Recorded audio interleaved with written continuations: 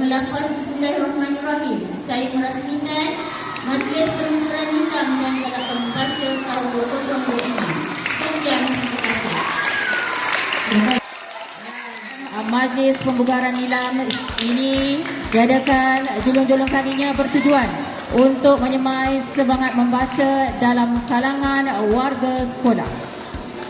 Baiklah, tanpa melengahkan masa lagi, majlis mempersilakan yang berusaha Puan Rabia binti Muda, Guru Besar Iskila Sadu Jinjang untuk menyampaikan ucapan seterusnya merasmikan Majlis Pembubaran Nilam peringkat Iskila Sadu Jinjang pada hari ini. Dipersilakan.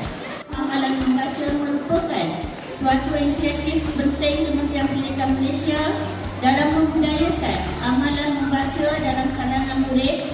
Membaca bukan sekadar satu aktiviti, tetapi merupakan asas kepada pembinaan ilmu, pemikiran kritis serta pembentukan sasiah diri yang cemerlang.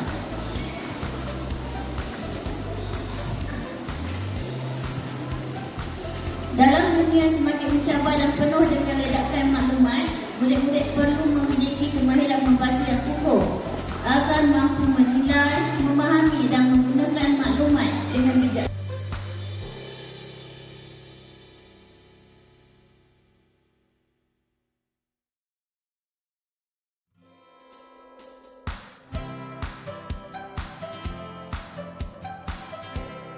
Tersusun ilmu, buku setia menanti dibuka.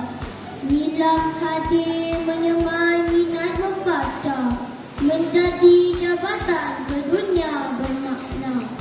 Nilam namanya bukan sekadar sistem, tetapi gerakan mencinta ilmu.